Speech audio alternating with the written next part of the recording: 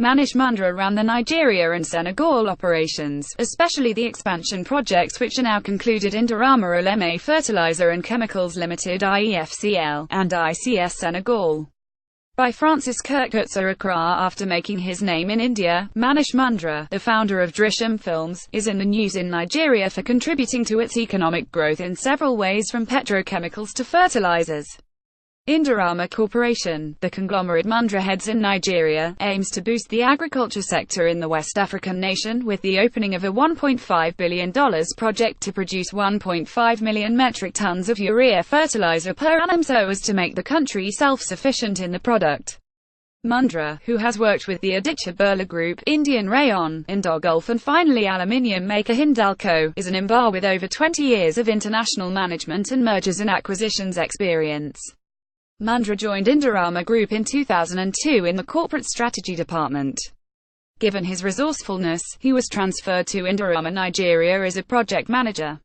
There, he supervised the acquisition of the state-owned Oleme Petrochemicals Company Limited for $225 million.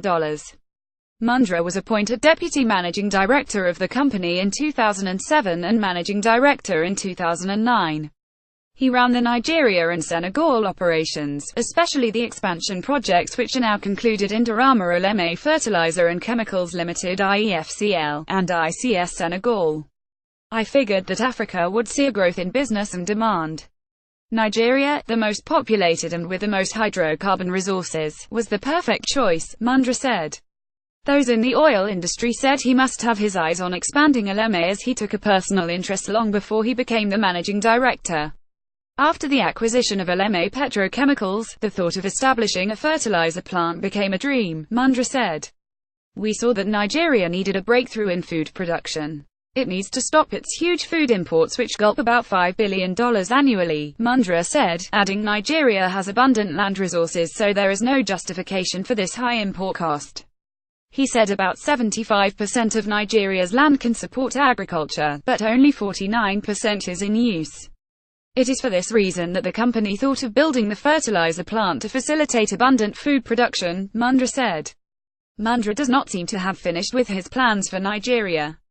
He said that in the coming decade, Indorama plans to make an impact on the Nigerian economy by creating jobs and consolidating its leadership in petrochemicals.